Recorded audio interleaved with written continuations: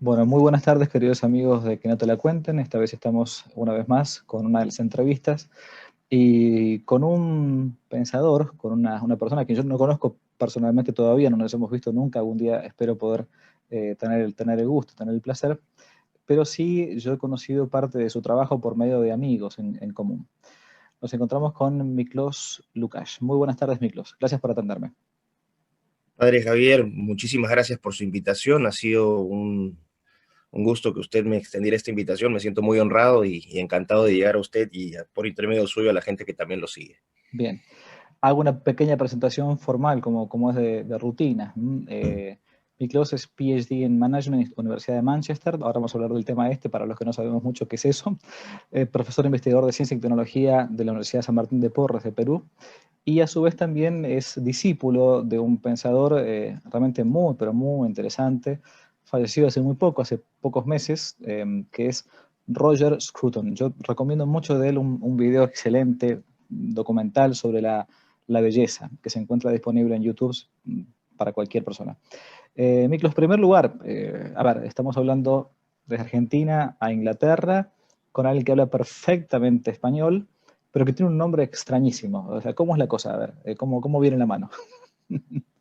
Bueno, mi padre es húngaro Ujú. y mis nombres son húngaros. Mi papá nació en Budapest, mi madre es peruana, la familia por parte de mi madre es peruana del norte de Perú, de Piura, que es una región que es fronteriza con el Ecuador, de hecho en la serranía, ¿no? Ujú.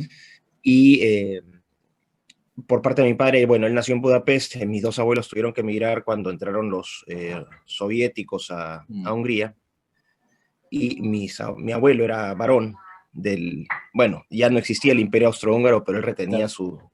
sus títulos, y obviamente se convirtió en un blanco, pues, de los soviéticos, así que tuvieron que salir, escaparon de Hungría el año 43, 44, Mire. por ahí, Ujú. y estuvieron dando vueltas por Europa. Estuvieron en Austria, en Italia, en Francia, y finalmente regresaron a Italia, y de Italia, de un buque de Génova, terminaron en el Callao, llegaron más o menos 10 años, como fines del 50, no, perdón, fines de los 40, fines de los 50. Mm. Y llegaron, bueno, mis abuelos y mi padre con una mano adelante y otra atrás. Fueron porque había un padre, un sacerdote franciscano, el Mm. padre Blas, Mire. que era, vamos a decir, el tío abuelo de mi papá. Ujú. Y él estaba en Lima haciendo obra, así que fue por eso es que se terminaron yendo para allá. Y bueno, ahí hicieron su vida. Y por parte de mi madre, como dije, ella nació en Lima, pero mis abuelos, o sea, mi abuela materna era de Piura. Ujú. Y Piura es una playa muy linda, o sea, Piura es una zona muy linda que hay en el norte del Perú, con muchas playas, una comida muy rica, el mejor ceviche, no del Perú. O sea, si uno dice que es el mejor ceviche del Perú, es el mejor ceviche del mundo, Claro. porque el ceviche se come no solamente en todas las costas de América, ojo, desde México hasta Chile, sino que también en las costas del Pacífico, pero al otro lado, Ujú. ¿no? También tienen sus formas de ceviche en Tuvalu, en Fiji, que le echan agua, ¿no?, de coco y cosas así, Ajá. pero el ceviche rey es el peruano, es sin discusión. Y bueno, ese es más o menos mi origen. Entonces, Miklos es Nicolás, a la traducción. Mm. Y, y bueno, ese soy yo, ¿no? Tengo un Mire. hermano que acaba de terminar su doctorado también en management en la Universidad de Nueva Gales del Sur. Por suerte terminó ahora, Ujú. porque le tocaron unos meses de encierro, pero bueno, ya regresó, ya está en Perú nuevamente. Ese Bien. es. Y dos preguntas entonces que van concatenadas. Para los que no tenemos mucha idea de esto, ¿qué es esto de management? Y a su vez, ¿cómo Ujú. fueron de Perú a Inglaterra? O sea, o al menos a Gran Bretaña en general. Claro, bueno, el único que está en Inglaterra soy yo. Mis padres están allá en Perú, mi Mm. hermano está en Perú con su familia. O sea, Ujú. estoy acá con mi propia familia, ¿no? Ajá. O sea, no con mi propia familia, sino con la extensión de mi familia. Oh, Claro. eso me gusta, porque todos somos una familia. Ujú. El año 2009, yo postulé a unas becas del gobierno del Reino Unido, las becas Chevening, que son unas becas prestigiosas, son como las becas Fulbright que dan los Ujú. Estados Unidos, es la beca Mm. Chevening que se da en el Reino Unido. Es una beca muy competitiva, Y en realidad yo iba porque yo ya tenía una maestría, yo ya me había ido a Nueva Zelanda a hacer una maestría, me había ganado una beca y yo ya quería hacer un doctorado, Ujú. pero no se ofrecía en esos años para peruanos, no teníamos las oportunidades que sí Claro. existían ya en Argentina o que existían en Chile, becas de gobierno, pero no había nada de eso. Mm. Entonces uno tenía que, bueno, que encontrárselas por sus medios. Y apliqué esta beca pensando en que haciendo la maestría podría entrar después a hacer el doctorado, que era mi objetivo. Ujú. Postulé esta beca sin grandes pretensiones, porque la beca, obviamente, tengo que decirlo, hay algún tipo de sesgo político también al momento de elegir a Sí, los claro. representantes. Me hicieron la última pregunta, tenía un sesgo en el comité de admisión, porque primero tuve que pasar a la parte de las entrevistas, ¿no? Fueron más o menos un poco más de 150 aplicantes, Uf. hicieron lista corta de 11 y dieron beca a 2, a 3 nos dieron beca. Ujú. Pero en la última pregunta, en la entrevista me hicieron una pregunta de corte político Mm. y para tantear más o menos de qué pata cojeaba. Y yo no mentí, Ujú. pero simplemente no quise decir ciertas cosas y pasé piola, entonces me gané la beca. La maestría, la maestría la hice en gestión de la innovación porque me interesaba mucho el aspecto de ciencia y tecnología, pero no quería entrar en la parte de la ingeniería de la tecnología, sino tener la dimensión conceptual, lo que estoy hablando ahora, ¿no? Ujú. Esta, la tecnología entendida no solamente como el aparato, sino también como el conocimiento que se usa para producir ese aparato, para usar ese aparato, ¿no? Ujú. Y el impacto que puede tener en el entorno, en el ambiente, en las personas, etcétera. Ujú. Entonces, hice esta maestría y a los 2 meses de empezar la maestría en Manchester, agarré y dije, miren, yo vine acá porque quería hacer el doctorado. ¿Cómo hago para postular una beca de doctorado? Y me explicaron, bueno, tienes que conseguirte a un supervisor que tiene que aceptarte, tienes que preparar un trabajo de, ¿no? Una presentación, una especie de proyecto de Ujú. investigación y después pasar las entrevistas, ¿no? Así que encontré a una supervisora, mi supervisora es argentina, la Ah, mira, doctora Marcela Miozzo. mira. Sí, la doctora Marcela Miozzo, que es una persona a la cual estimo, quiero mucho, a pesar de que tenemos divergencias políticas, ella tiene Ujú. una posición política, yo tengo otra, pero es una persona que yo siempre voy a querer y que siempre que me dio mucha guía, mucho apoyo. Y mi supervisor secundario, que también es un trinitario de Trinidad y Tobago, Ronnie Mm. Ramlogan. Mira. Así que mi team de supervisores fue una mujer, una profesora argentina y un hombre de Trinidad y Tobago. Ese fue ¿no? Qué, Y qué bueno, la mágico. cosa es que sí, sí, sí, Mm. sí, no, muy interesante. Y mi profesor de Trinidad y Tobago fue discípulo de Arthur Lewis. Arthur Lewis fue un premio Nobel de Economía de Manchester, que fue el primer premio Nobel de raza negra, de hecho. Mm. Mira. Entonces hay un edificio en la Universidad de Manchester que se llama el edificio Arthur Lewis, o sea, hay una tradición detrás de eso. Ujú. Y bueno, la cosa es que preparé la postulación y me gané la beca doctoral para Manchester. También postuló un montón de gente, pero ya cuando uno se gana una beca lo hace bien. Lo Claro. difícil es ganarse la primera beca. Ese Ujú. es lo difícil. Entonces yo ya me había ganado la Nueva Zelanda, ya no era tan complicado lo otro, ¿no? Ujú. Y bueno, en management es en la escuela de negocios, Ujú. donde yo hice el doctorado es en la Alliance Manchester Business School, que es la escuela de negocios de Manchester. Y management es un conjunto de cosas. O sea, management se refiere a gestión, Ujú. pero dentro del área, del área empresarial o del sector público, gestión puede ser gestión de recursos humanos, Mm. gestión de recursos financieros, puede ser gestión de ciencia y tecnología, ¿no? Entonces, management es un concepto que dice gestión en general. Ujú. Entonces, el PhD es un PhD genérico, Claro. pero es lo que uno estudia, la Mm. especialización que uno toma es lo que determina en realidad el peso de su PhD. Y mi tema, dentro de la escuela de negocios, yo hice el PhD en el Manchester Institute of Innovation Research, o sea, el Instituto de Manchester para la Investigación en Innovación, que es Ujú. la parte de lo que es política de ciencia y tecnología. Ok. Entonces, mi área es todo el aspecto científico-tecnológico, el desarrollo científico-tecnológico aplicado a los países, Mm. de qué manera los arreglos institucionales, las leyes, las Ok. políticas de gobierno pueden ser utilizadas para mejorar su capacidad científico-tecnológica. O sea, por eso cuando ahora los temas que toquemos ahora no van a ir enfocados directamente a ver cómo se arregla una máquina o qué cosa es mejor para esto, sino que a nivel macro, o sea, cómo funciona. Digo, intento traducirlo para alguien que no está en el tema. ¿Cómo funciona la tecnología o las nuevas, o las llamadas nuevas tecnologías en la política en general y a su vez en la vida de las personas? ¿Más o menos es así? Más o menos, es una de las partes. Se puede tomar como el impacto que genera el cambio tecnológico, entendiendo la tecnología como un conjunto de tecnologías. El impacto que genera ese cambio tecnológico en la forma en que nos gobernamos o somos gobernados, en la cual ordenamos también nuestros sistemas productivos, cómo intercambiamos en términos económicos, cómo nos relacionamos y nos organizamos socialmente, y sobre todo una de las partes que a mí más me interesa, el impacto que esto tiene en la condición y naturaleza del ser humano, que creo que es el punto que a mí más me importa a nivel filosófico, cómo nos afecta a nosotros como especie. Ok. De tecnología.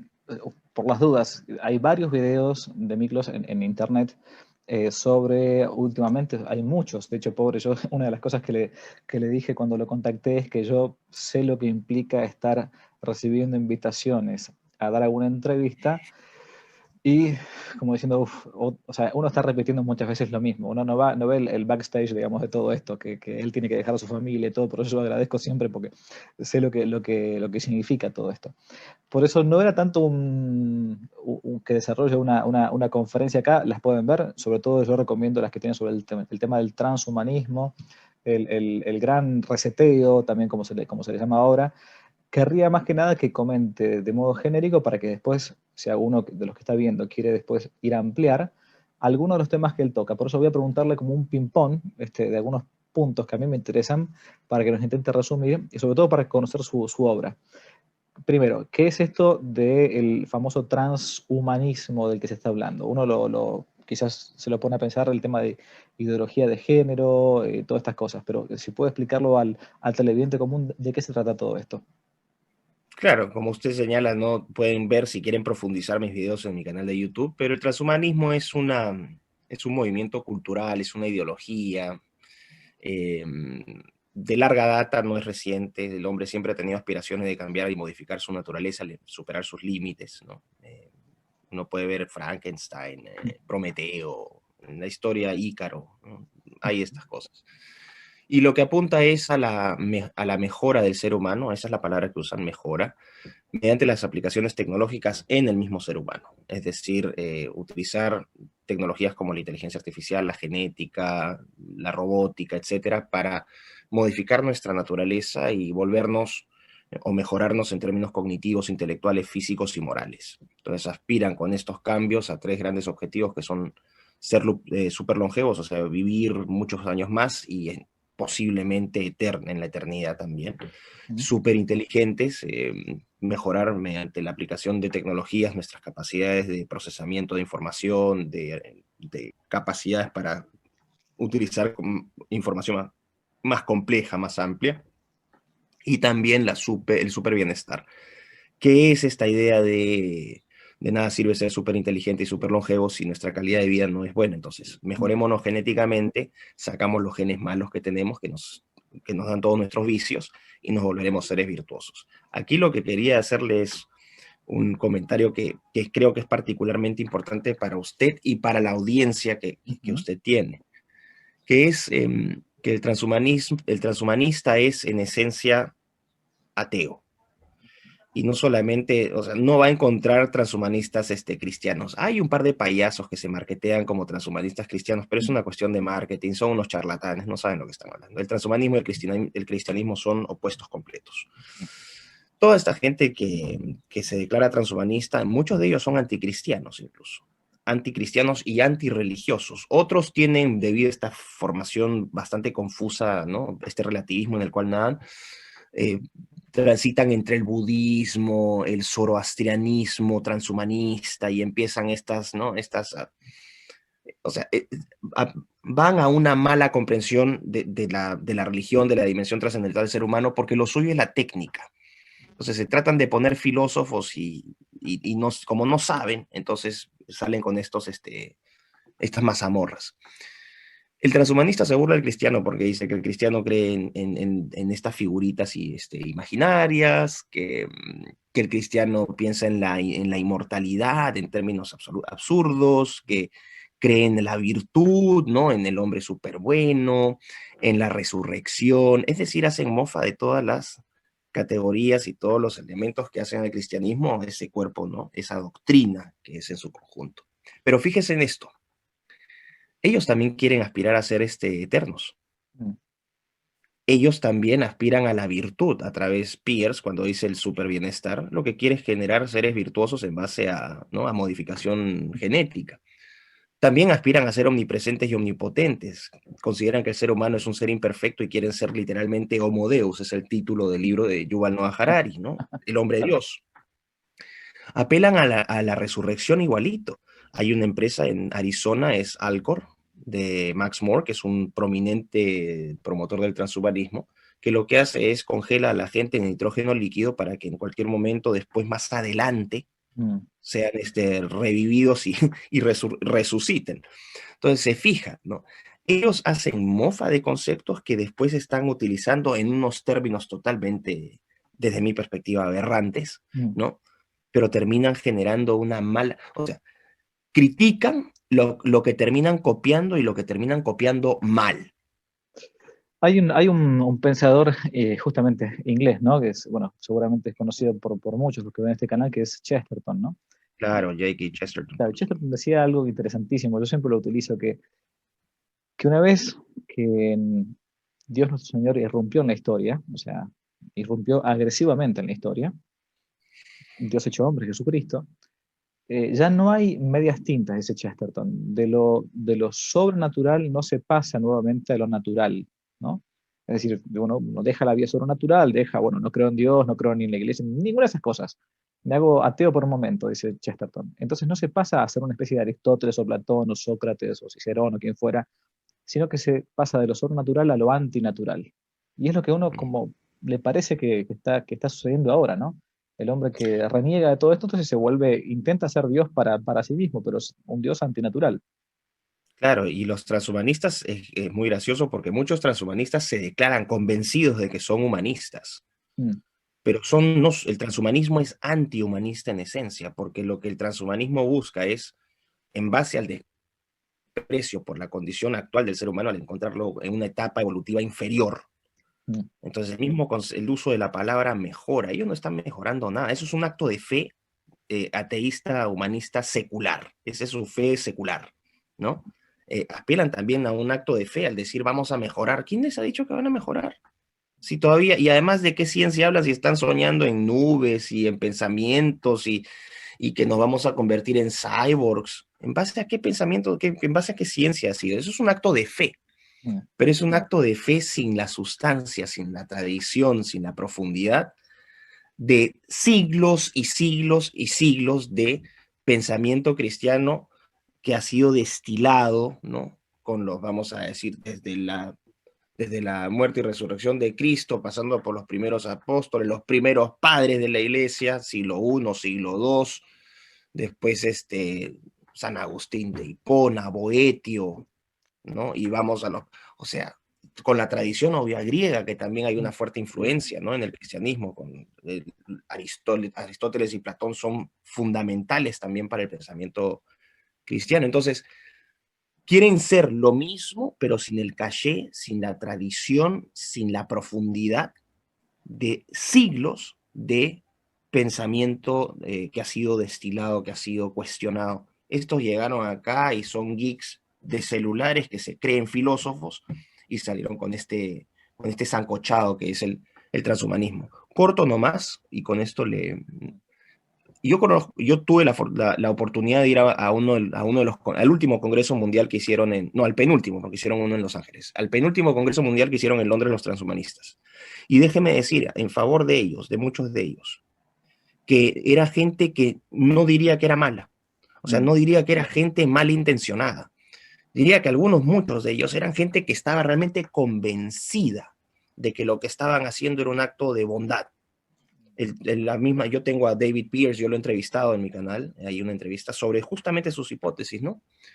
Y Peirce no es una persona mala. Yo no puedo decir David Pierce es una persona motivada por el odio, para nada. Pero creo que carecen de esa... Ese es el problema cuando se trata de hacer filosofía descartando la dimensión trascendental del ser humano, instrumentalizándola por completo, ¿no? Reduciéndola a materia, reduciéndola a intercambios y a flujos de información. O sea, cuando careces de esa dimensión trascendental, creo que el resultado es esta discusión filosófica que se queda corta, que le falta sustancia. Y que al final de cuentas es como toda ideología, ¿no? O sea, toda ideología es un sistema cerrado de pensamiento que no está mordiendo la realidad. Incluso, Ah, sí. aún dejando de lado el mundo cristiano, la iglesia, dejemos todo eso de lado. Eh, digamos, la filosofía realista, o sea, o el pensamiento de sentido común elemental, se da de cabeza, de choque con cualquier ideología, porque no, porque bueno, si no es como, a ver, si la realidad no es como yo la pienso, bueno, pues peor para la realidad, dirá un ideólogo, ¿no? O sea de cualquier corte que sea.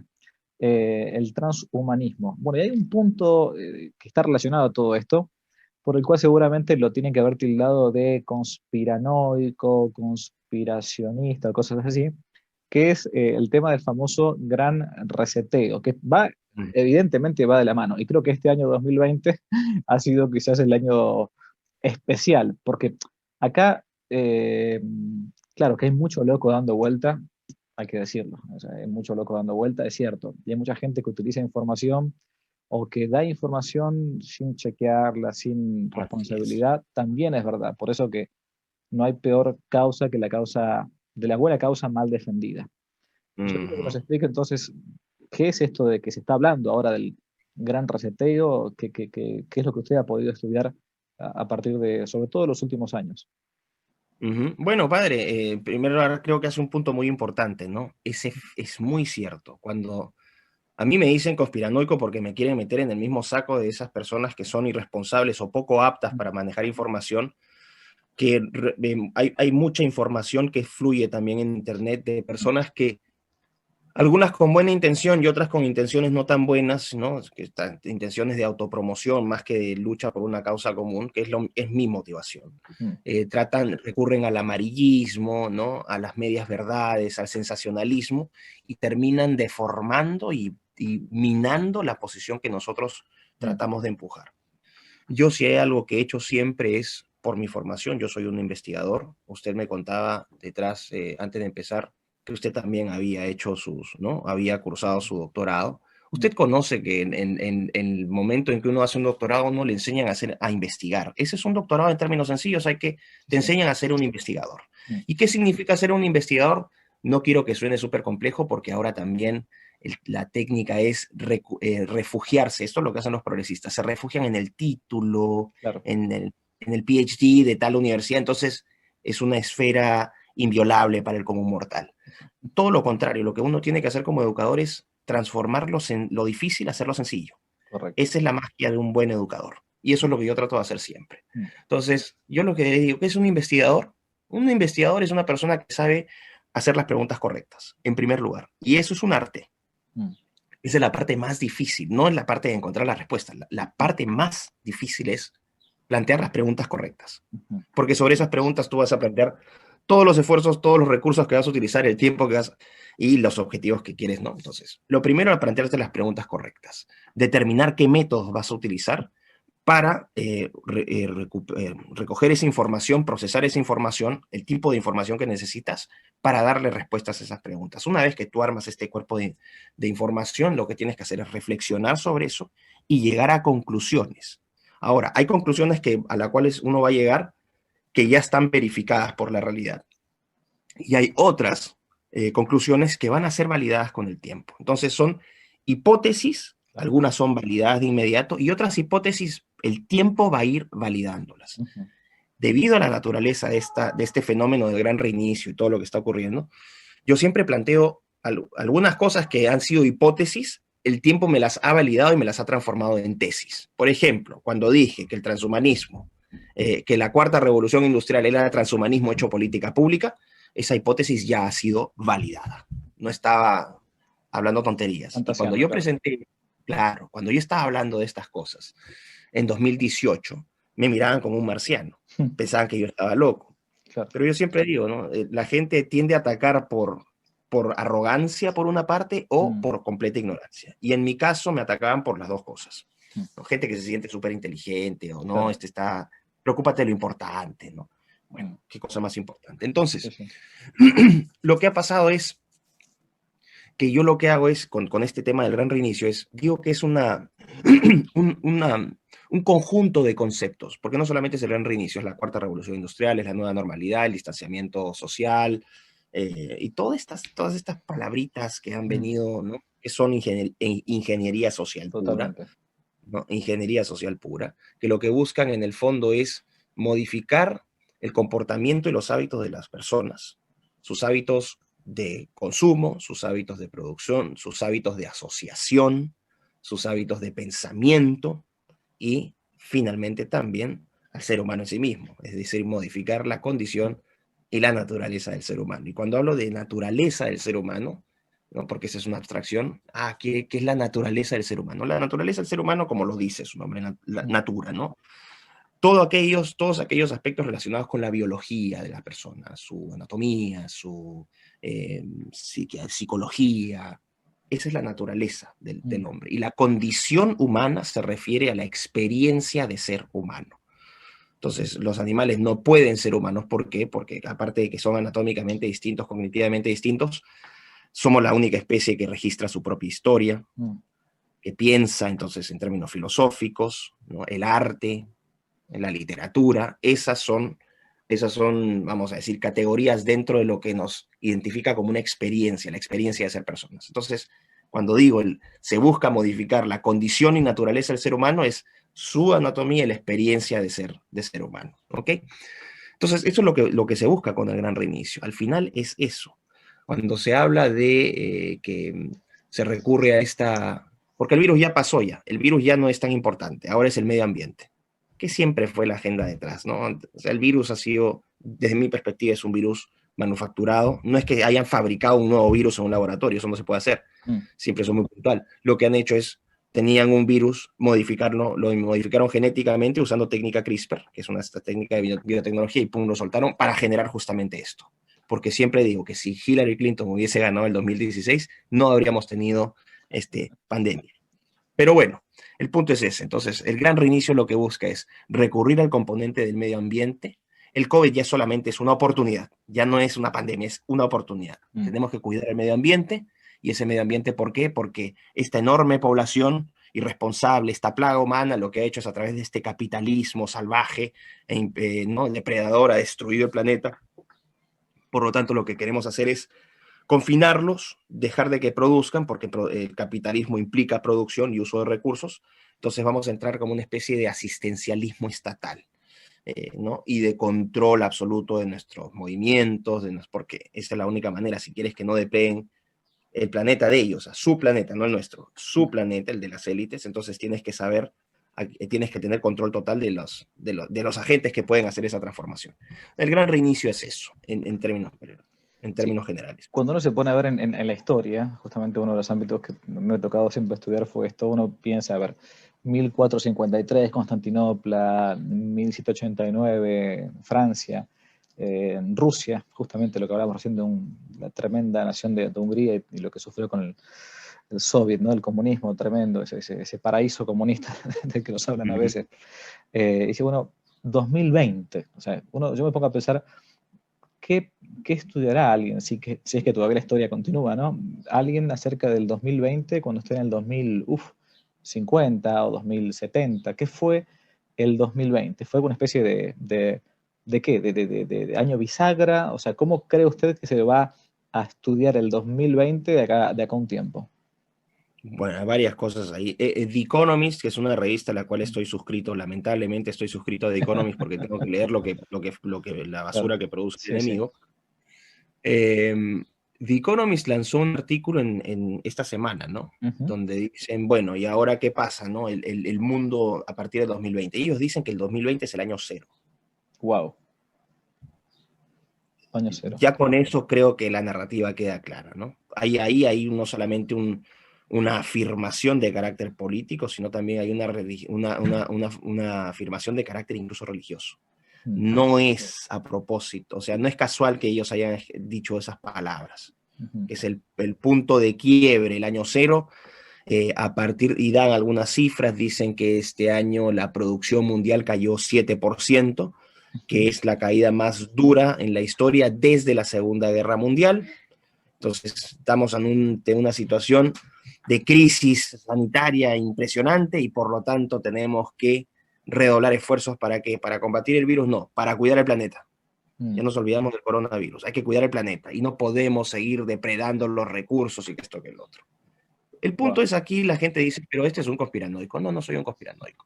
Yo siempre invito a todos mis críticos, que a todas estas son, el 99% de mis críticos son una manga y mediocres. O sea, me da lo mismo que me critiquen. O sea, y con todo respeto, padre, yo sé que usted me puede juzgar por estas palabras, pero son críticas que vienen de unas amebas. A mí me importa un pepino lo que me digan, ¿no? Entonces, chao. Yo siempre digo, vas a probar, pruébamelo en la cancha. Invítame a debatir y ahí demostramos quién sabe más. Bueno. La cosa es que han empezado con esta idea lo que busca este gran reinicio es aplicar esta cuarta revolución industrial, y por eso es que digo que se hace complejo armarlo por pedacitos si es que la gente por primera vez me escucha, pero si usted ya me ha escuchado, entonces quizás tenga un poco más de sentido que digo. Lo que se hace es, literalmente es apelar a este cambio del medio ambiente para confinarnos, y aquí entra el tema de las tecnologías. ¿Cómo se están utilizando esas tecnologías? Porque lo dice el artículo de The Economist abiertamente. Lo que vamos a hacer es tenemos que tecnologizar nuestra sociedad. La infraestructura tecnológica tenemos que renovarla ante los grandes desafíos, la energía verde. Claro, no dicen que, por ejemplo, la energía verde tienen una coalición que se llama The Breakthrough Coalition, ¿no? La coalición de la energía limpia, entre comillas, donde ¿quién cree ustedes que están metidos ahí?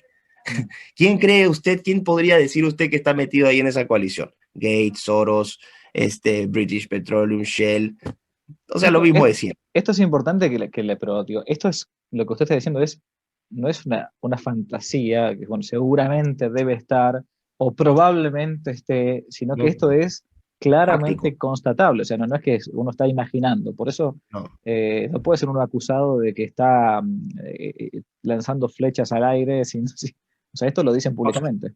Los que conspiran son estas personas. Exacto. Ellos son los conspiradores, porque es un grupo pequeño e ilegítimo, no representativo, que nadie ha escogido, que nadie quiere, que no ha consultado tampoco a nadie, que literalmente se creen dueños del poder y en virtud de la plata que manejan pueden comprar conciencias, ¿no? Y someter a una serie de burócratas y parásitos públicos que son literalmente sus servidores en Naciones Unidas, en Organización Mundial de la Salud, en los estados nacionales, en los gobiernos, ¿no? El caso de Argentina es uno de los casos más paradigmáticos, o sea, Fernández y Kirchner. Mire, brevemente, en estos días ha surgido que hoy puntualmente el presidente de Rusia, Putin, dijo que la vacuna famosa rusa, que acá se había comprado por millones, no era recomendable dársela a los mayores de 60 años. O sea, hoy unas declaraciones de estos días. Y el gobierno argentino dijo, listo, acá se compró esa vacuna y hay que aceptarla directamente. O sea, y todo el mundo mayor de 60 años o menor tiene que recibirla. Ahora, ¿cómo se puede llegar uno dice, ¿es verdad esto o será toda una fantasía de aquellos que han visto muchas películas o se dedican a ver muchas series? ¿Será verdad que se nos puede modificar algún tipo de conducta por medio de alguna vacuna? ¿Nos puede modificar humanamente? ¿Eso es cierto o es parte de la fantasía conspiranoica de algunos locos? Claro, es ahí donde hay que hacer las aclaraciones, ¿no? Es técnicamente posible, no se ha aplicado, por ejemplo, técnica CRISPR en seres humanos directamente. Entonces, lo que hay ahora es, en base a los resultados obtenidos en animales pequeños, en plantas, en insectos, y en algunas personas, los famosos biohackers, que son estos aficionados que aplican técnica CRISPR, se la aplican a ellos mismos o animales, ¿no? Claro, técnicamente es posible. Este es el punto importante. No hay resultados, pero técnicamente es posible. ¿Cómo se puede hacer? Hay múltiples formas de modificación. Uno puede modificarse genéticamente aplicándose esta técnica CRISPR, ¿no? Donde uno quiere cambiar una característica especial, entonces ve qué tipo de gen o qué gen está involucrado en determinada función o qué conjunto de genes están determinados en una función y se cambia mediante, ¿no? Edición genética este gen o estos genes. Eso podría ser. También podría ser que mediante, no sé, pues aplicación de tecnologías como me puedo aplicar un chip acá. O sea, hay múltiples formas en las cuales y esta es la clave, técnicamente posible, ya es posible. Que no se haga es por limitaciones legales y limitaciones morales, consideraciones éticas, que están siendo dinamitadas poco a poco para que se permita esto. Por eso digo, la primera barrera de todo esto es el aborto. Cuando se aprueba el aborto, la persona pasa a ser de sujeto de derecho a objeto. Objeto de manipulación, de comercialización, de experimentación. Por eso es que el aborto significa el colapso de la civilización como la conocemos.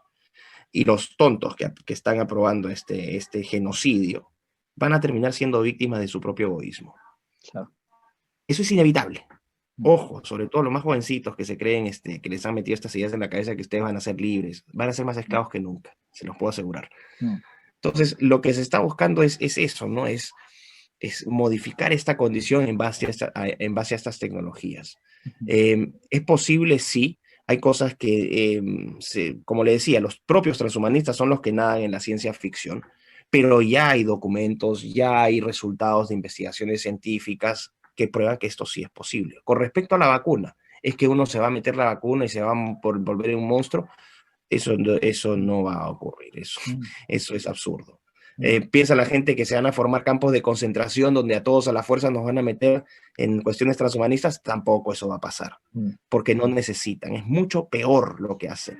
Apelan a la libertad, a su libertad, a la libertad de cada persona. Dicen, tú eres libre de hacer con tu cuerpo lo que quieras.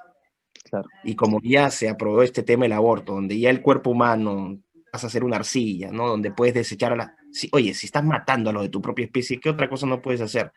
Ya te empezaste a hormonizar para cambiarte de sexo, te castraste para comer porque te sentías mujer, ¿no? Te empezaste a hacer huecos acá en las orejas, después acá te deformaste la cara, te pusiste unos cachitos de titanio acá, esa es la tendencia, ese es el punto clave. Esa es cuando al ser humano se le transforma en una arcilla y deja de tener un valor inherente, una dignidad inherente, es decir, el paso, ¿no?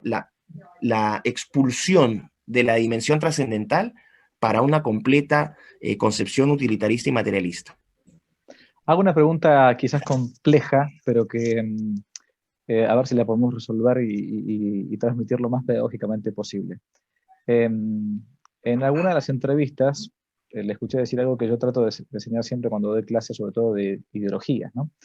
Y es que para estos planteos de ahora, digamos, de la progresividad mundial, o estos que se creen los grandes genios de la avanzada, hay dos ideologías que al parecer serían como antagónicas entre sí, que es el liberalismo y el marxismo, pero que usted dice algo que yo siempre enseño, ¿no? Que en realidad es una falsa dialéctica, porque al final de cuentas son primas hermanas o hermanas. A ver si puede usted explicar un poco mejor de lo que yo estoy narrando acá, porque es así.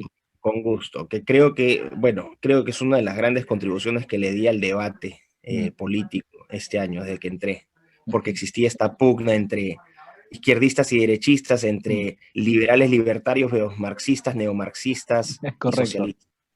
Y ese era un debate, desde mi perspectiva, útil, porque aquí tampoco quiero menoscabar el trabajo, por ejemplo, el importantísimo trabajo que han hecho, por ejemplo, Agustín Laje, que es un amigo mío, sí, claro. Nico Márquez y todos ellos, pusieron un freno fuerte a este avance de izquierda. Pero el problema es que ahí se filtraban, que no era culpa de ellos, ahí se filtraban posiciones libertarias o liberales. Pero son de derecha, ¿cómo van a estar en contra de nosotros si son de derecha? Son la corriente, y con nombre y apellido lo he dicho, Gloria Álvarez, Antonella Martí, Iván Carrino, que bueno, no sé, tiene una obsesión conmigo Carrino, pero bueno, me importa un pepino lo que piense ese sujeto. Y así, ¿no? Estos liberprogres. ¿Cuál es el punto? la forma de tontear a la gente ha sido, y no solamente es en Argentina, es en todo En todos lados. Occidente. Sí, sí, sí, sí, sí. La forma de tontear es, yo soy de derecha porque yo detesto el Estado y Ujú. combato el populismo y las dictaduras socialistas de Cuba, Venezuela, Norcorea, y ya nos hemos repetido hasta el Sí, cansancio sí, esa sí, cuestión. tal cual. ¿Ok? Y yo defiendo la libertad, Mm, la responsabilidad individual y el libre mercado. mm, Y todo el mundo aplaude, bravo, qué un mm. genio. Al otro lado están, pero estos son unos neoliberales racistas, clasistas, heteropatriarcales, Tal misóginos, cual. ¿no? Y lo estoy poniendo en los términos más sencillos Sí, sí, posibles, sí, ¿no? sí, tal El cual, es así. mercado lo ha dejado, Mm, se lo han dejado así, entonces han formado unos capitalistas sin escrúpulos que tendrían que pagar no sé cuántos impuestos. Ok, esa es la narrativa. mm. Entonces, por un lado, entonces uno dice, pero estos opuestos son con totales, ¿no? Porque por un lado tienes a estos que favorecen al individuo, que creen en el mercado y que lloran y luchan a muerte por la libertad. Entonces, libertad, individuo, mercado, por un lado, y por el otro van a decir Estado, colectivo, igualdad, justicia social. Entonces, uno dice, pero ¿cómo van a estar iguales si se oponen completamente? Correcto. Claro, uno lo hace, entonces uno diría, esta visión izquierda es la colectivista y Mm, esta cuestión de acá de derecha, de falsa derecha, Oliver Progress, son los hiperindividualistas, mm. pero al final son la misma basura. Son Bien, las dos caras de una misma moneda. ¿Por qué? ok. Porque, claro, puede ser opuesto en esto, pero comparten una visión utilitarista Ujú. del ser humano. Es decir, los dos son ateos, los dos son anticristianos. Entonces, al decir que son utilitaristas, valoran a la persona o valoran los hechos de acuerdo a la utilidad que brindan. Y aquí doy casos concretos, ¿no? Los factores de producción, de cómo se distribuyen los factores de producción en ambos casos. Por un Ujú. lado resaltan el factor trabajo, por el otro lado resaltan el factor capital. Pero uno tiene al proletario virtuoso, perdón, No pasa nada. uno tiene al proletario virtuoso y el otro tiene al homo economicus, que toma siempre estas decisiones racionales perfectas en el análisis costo-beneficio, porque según el dilema del prisionero, las externalidades positivas y negativas han llegado a un benchmarking. Estoy simplemente Sí, sí, sí, sí, ridiculizando. sí, sí, entiendo. Ok, bueno, una visión utilitarista. Dos, una visión materialista. Uno está mejor en función de cuánto acumula materialmente. Ahí está la teoría marxista, ahí está la teoría de derecha. Es Mm, exactamente, o sea, son las dos caras de una misma moneda. Tercero, todos tienen estos grupos tienen una visión universalista. No reconocen que por ejemplo, que cada país, que cada cultura tiene sus particularidades. mm, Entonces tratan de aplicar su ideología en todo el mundo. Es universalista. mm, Tienen aspiraciones, o sea, son ideólogos imperialistas. ujú. Quieren que toda su ideología se plantee en todo el mundo, por todas partes. Y cuarto, este es el punto más importante. Aparte de ser ateos y muchas veces anticristianos, porque todos repudian, o sea, vean a los liberprogres, repudian a la iglesia, están Mm, criticando. Vean a los rojos, repudian históricamente a la iglesia. Tienen su fe en la ciencia y la tecnología. Y este es el punto clave. Ellos consideran que la fe no es la fe cristiana, sino la fe de la ciencia. Su Dios es la diosa ciencia, el cientifismo, donde ellos dicen, la ciencia, no, pero vas a querer en esos pajaritos, ¿no? En esos espíritus. La mm. ciencia tiene todas las respuestas. Cree en la ciencia. Como si la ciencia planteara todas las preguntas. Es anticientífico, yo que tengo una formación científica, yo sí tengo una formación científica, puedo decir con autoridad que esa forma de pensar es anticientífica. ¿Y quiénes se llenan más la boca de ciencia? Quienes jamás han conducido un solo experimento en su vida. Mm, ¿Por qué? Porque la ciencia es efectiva, la ciencia es un campo, ¿no? Es un instrumento que a ti te permite descubrir verdades objetivas. Esa es la maravilla de la ciencia. mm. Pero hay verdades que no todas las verdades son 100% objetivas. Hay verdades que son trascendentales, ¿no? Y que muchas veces le corresponden también incluso a una persona llegar mediante de su propia formación, su propio ejercicio, su propio esfuerzo, sus propias respuestas. Por ejemplo, siempre hago esta pregunta. ¿Cuál es el propósito? ¿Cuál es tu propósito en esta vida? Mm. Le digo entonces a estos científicos, ¿no? Científicos con Sí, sí, Z, sí. ¿no? Y con K, científicos, mándame, diséñame un modelo, ¿no?, experimental, plantea el método científico y respóndeme científicamente esta pregunta. Como eres amante de la ciencia, las respuestas tienen que ser exactamente iguales en todas las personas a las que les apliques el método. Claro. Porque el agua no hierve a 100 grados en un sitio, a 89 en otro, 93 en otro. Y eso rompe esta idiotez, porque todos los seres humanos somos distintos y tenemos distintas realidades y distintas aspiraciones. Y son preguntas tan o más importantes que la pregunta de por qué el agua hierve a 100 grados Celsius o por qué la fuerza de gravedad se ejerce sobre nosotros. Esto es, no estoy aquí teorizando, esto es una refutación clarísima, empírica. Y eso independientemente de que algunos de ellos se autodeclaren creyentes o cristianos, o que vayan o que vayan a misa, lo que sea, o sea, porque también hay, así como tenemos, por ejemplo, un católico que a su vez después cree que es lo mismo ser católico y a su vez al mismo tiempo participar de un movimiento marxista, o también tenemos incoherencias dentro de la misma religión liberal o la religión comunista, digamos. Eso, padre, es por ignorancia, y la ignorancia puede ser acompañada de dos cosas. Una ignorancia ingenua, que debe ser de la mayoría de personas, o sea, son ignorantes ingenuos, y los otros, que son los peores, que son los activistas, claro, los infiltrados. Los ignorantes arrogantes. Claro. Claro.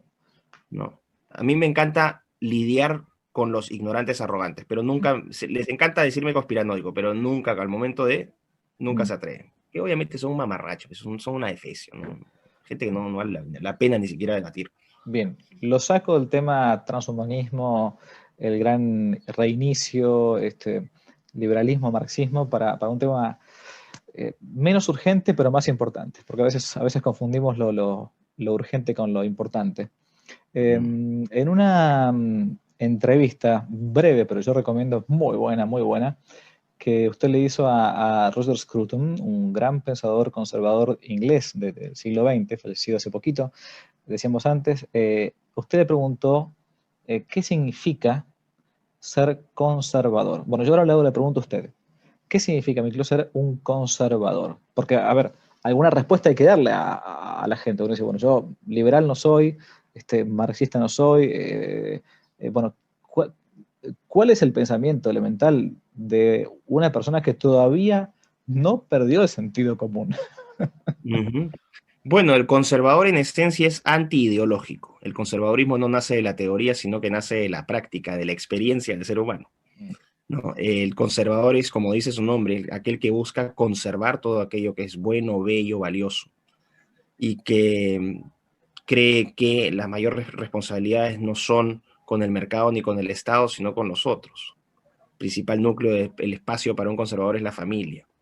Y hay una diferencia fundamental entre el conservadurismo, que por eso no es una ideología, y las otras dos, que el conservadurismo parte reconociendo que el ser humano es imperfecto. No tiene esta concepción virtuosa del proletario, teórica, que tenía Marx, y tampoco tiene esta concepción del homo económico. Claro, Rousseau, la visión de fondo de que el hombre es un buen salvaje y que la sociedad lo va corrompiendo. Claro. Los conservadores son más jovesianos en ese sentido, ¿no? Homo homini lupus, si el hombre puede salirse con la suya, ¿no? Sacando ventaja de otro, en la mayoría de casos lo va a hacer, ¿no? Pero bueno, entonces el conservador lo que hace es de esta experiencia, ¿no? Porque el conservador no parte de teoría, sino de la experiencia, es más empírico, no significa que sea antirracional, lo que pasa es que pone a la razón y a la experiencia a la misma altura, no exalta la razón como lo hacen los liberales o los libertarios simplones, y tampoco pues abole la abolición de la razón por la parte de los marxistas, porque no les gusta que, ¿no? Quieren estandarizar un pensamiento único. Pero el conservador, por ejemplo, no está en contra del cambio. Eso es otra gran mentira que se dice, que el conservador es enemigo del cambio y por eso se llaman conservadores. Eso es ignorancia. El conservador y esto es lo que siempre digo, el conservador es reformista por excelencia. El conservador, en base a esa experiencia, a la apreciación de esa experiencia, no hay nadie que reconozca más el cambio que el conservador. Porque el conservador dice, la vida del ser humano es cambio en sí mismo. Nacemos, crecemos, nos reproducimos, ¿no? Nos desarrollamos y morimos. Eso es cambio empírico. Y dice, Pero la cosa es que el cambio no tiene que ser un cambio radical, porque lo que proponen los revolucionarios, tanto de derecha, los liberprogres, como los revolucionarios de izquierda, no es cambiar. Y Scruton me lo plantea en términos muy, muy bonitos. Me dice, eso no es cambio, eso es destrucción, que no es lo mismo que cambio. Claro. Entonces dice, y bueno, esto es lo que yo puedo acotar a las palabras del maestro Scruton, es que el conservadurismo no parte de esta idea de contrato social, de estas abstracciones de contrato social, no, la tradición contractualista liberal, de que supuestamente nosotros tenemos un contrato con el soberano. Esas son construcciones teóricas estúpidas. Sí, sí. Nadie nos ha obligado a nosotros a firmar un contrato con nadie. Tal cual. Eso es una cosa. Y por otro lado, ¿no? Esta idea de los marxistas, de esta obediencia, poco menos de esta verticalidad del Estado en el cual se someten todas nuestras libertades. No, nosotros no veneramos ni al Estado ni al mercado. El conservadurismo lo que plantea es, y esta es para mí la parte más bella del conservadurismo, que la plantea Edmund Burke, que es el padre moderno del conservadurismo, perdón, el padre del conservadurismo moderno, que mire, un dato curioso, Edmund Burke, que es el fundador, no es el fundador, pero es el primer gran conservador de la época moderna, nació un 12 de enero. Y Roger Scruton, que es el último gran conservador, muere el 12 de enero de este año. Miren, el alfa y omega, ¿no? Son estas 12 de enero y 12 de enero. Bueno, lo que le decía, retorno a Burke. Burke plantea dos ideas muy bonitas. La primera es que, claro, es más entretenido destruir, ¿no? Es más entretenido hacer revoluciones, destruir, ¿no? Porque es más bonito. Por cierto, perdón, un paréntesis, para aquella gente que quizás no sepa, yo lo he estudiado cuando era joven, gracias a Dios y al doctor Octavio Sequeros, que fue nuestro maestro en su momento, leímos las obras de Edmund Burke, un gran historiador inglés que historió todo lo que fue la revolución y la post-revolución francesa, ¿no? Realmente desde Inglaterra. Y el paralelo que se hace en Francia estaba José de Maistre, un gran pensador también contrarrevolucionario, que son casi paralelos en su modo de pensar, pero Burke con su empirismo inglés y a su vez con su finísima ironía, su pluma excelente, vale la pena que lo conozcan, sobre todo los más jóvenes, si no lo conocen, vale la pena que alguna vez lo estudien. Bueno, Edmund Burke se dice que era antirrevolucionario, pero él estuvo a favor de la Revolución Americana, por ejemplo. Él estuvo en contra de la Revolución Francesa. De hecho, su obra se llama Reflexiones sobre la Revolución en Francia, donde ¿por qué se hizo famoso? Él publica este libro en 1790, 1791, y la revolución, las desgracias de la revolución se ven recién en el 93, 94. Por eso Burke pasa a la historia. Pasa a la historia porque, predijo, o sea, todo lo que dijo que iba a pasar, pasó. Claro. Y nada de lo que Burke predijo pasaba, Burke ahorita estaría olvidado en el tiempo y en el espacio. Por eso. Bueno, entonces la primera idea, esto de que destruir es emocionante, es rápido, no requiere mayor esfuerzo, pero construir toma trabajo, toma tiempo y es aburrido, ¿no? Esa es una frase que a mí me encanta de Burke. Y la segunda, que creo que es la más importante, por lo menos para mí dentro del pensamiento conservador, es no el contrato social, no esta autoridad del Estado, sino la asociación intergeneracional. ¿Qué significa la asociación intergeneracional? Que el hombre no está movido por contratos sociales ni tonterías de esa naturaleza, ni esas construcciones teóricas, sino que lo mueven los lazos que tiene con quienes lo antecedieron, con sus padres, con sus abuelos, con todas las generaciones que vinieron antes, que construyeron el mundo para bien o para mal que uno tiene, con sus defectos y con sus virtudes, la imperfección del ser humano, y la asociación y la responsabilidad que tenemos con los que van a venir, con nuestros hijos, los hijos de nuestros hijos. Esa es para mí la base del pensamiento conservador. Sobre ese pensamiento se entronca todo lo demás, el respeto a las instituciones, a la tradición, los vínculos de la familia, de la comunidad, el poder que emerge de abajo hacia arriba. Eso es lo que a mí me gusta del conservadurismo. Y ojo, no es que uno sea tampoco 100%, o sea, a mí no me gusta cuando a mí me dicen el conservador. Las personas somos más que etiquetas, ¿no? Obvio. Lo que sí me gusta del conservadurismo es que no es una anti-ideología. Yo no estoy teorizando para entenderla. O sea, no, ojo, que esto no quede claro, la teoría es importante. ¿Por qué es importante la teoría? Porque permite simplificar las complejidades de la realidad y hacerlas más manejables. Entonces, por ejemplo, conceptos que, ¿no? Miles de procesos o cosas se pueden reducir en un concepto, por decir, desarrollo sostenible. Es un concepto pobre, ¿no? Pero desarrollo sostenible implica un montón de cosas, pero cuando uno le dice el desarrollo sostenible, más o menos tiene una noción de lo que se está hablando. Esa es la utilidad de la teoría. La teoría nos permite simplificar las complejidades de la realidad. La teoría nos permite tener también un marco conceptual que explique, ¿no?, que a ciertas causas vas a tener ciertos efectos. Para eso es útil. Pero uno no puede ver el mundo exclusivamente en base a teoría, que es el error que cometen los marxistas, desde mi perspectiva, y sobre todo los liberales. No solamente los liberprogres, los liberales y libertarios, los buenos también, porque todo lo ven en términos como que todo fuese en el ámbito del mercado. Esa preeminencia del mercado me parece a mí peligrosa.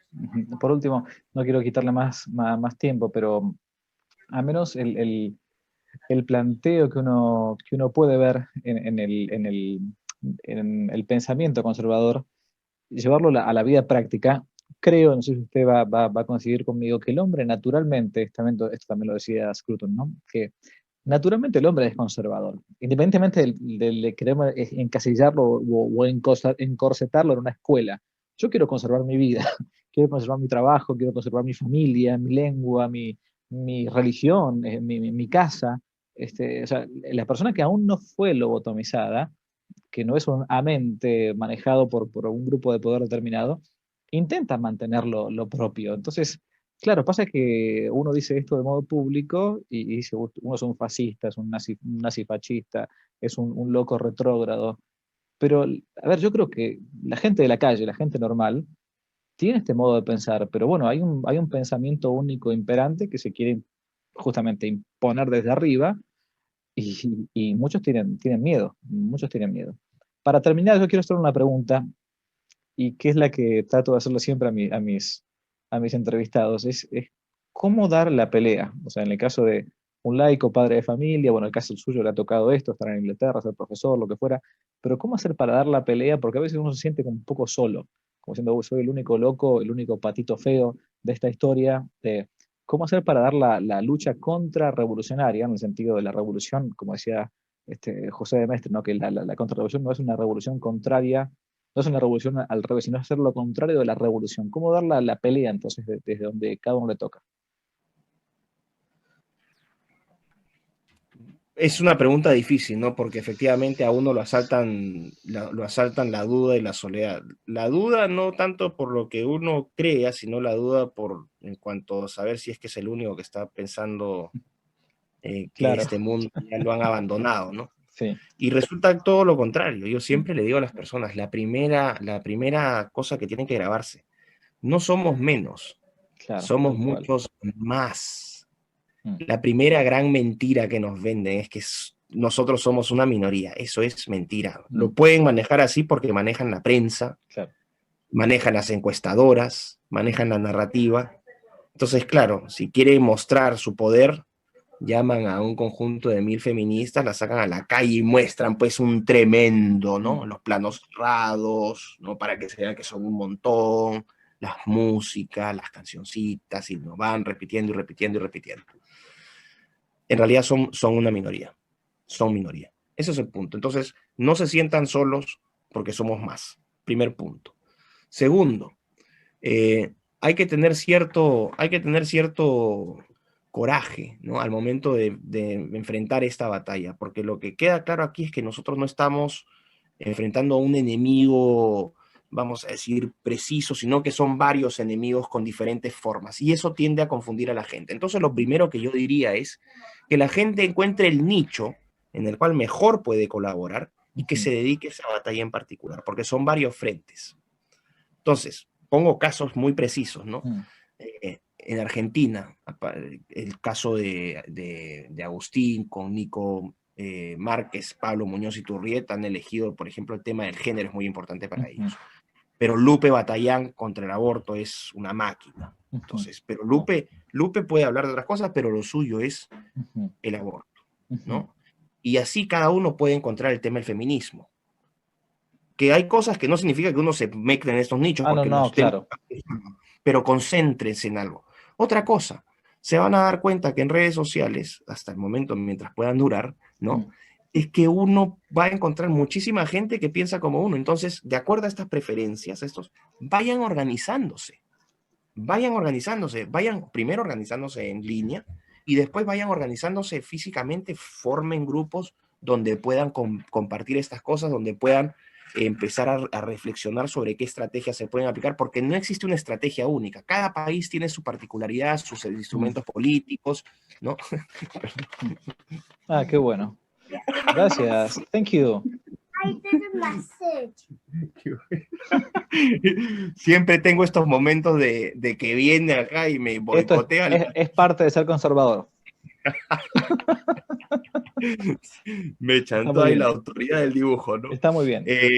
Claro, entonces cada país, bueno, como le decía, tiene sus particularidades. Entonces, a pesar de que hay sus particularidades, van a encontrar que la agenda es exactamente la misma en todas partes, pero con diferentes actores. O sea, si ustedes tienen a su Victoria Donda, nosotros tenemos a nuestro Chichovelo de Belaunde, ¿no? Claro. O sea, cada país tiene a sus trolls, cada inescrupuloso que gobierna, o sea, pero las agendas son las mismas, pero tienen que trabajarlas en términos de su propio país, tratando de organizarse en línea, formar, por ejemplo, conversatorios, porque, ojo, esta es una batalla ideológica que no quiero confinarla solamente al campo de la ideología, padre. ¿Por qué? Porque lo que estoy viendo es que a medida que se van recortando libertades, la olla de presión va aumentando.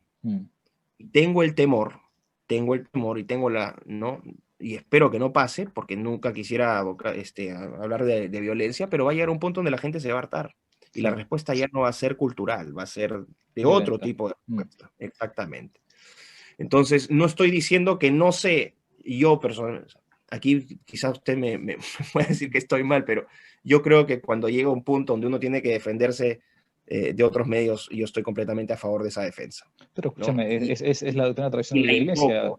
La legítima defensa violenta no es la Iglesia nunca fue gandista. Cuando Jesucristo tuvo que expulsar a los mercaderes del templo, no los expulsó con palabras, sino con látigo. Así que claro. Es una legítima defensa.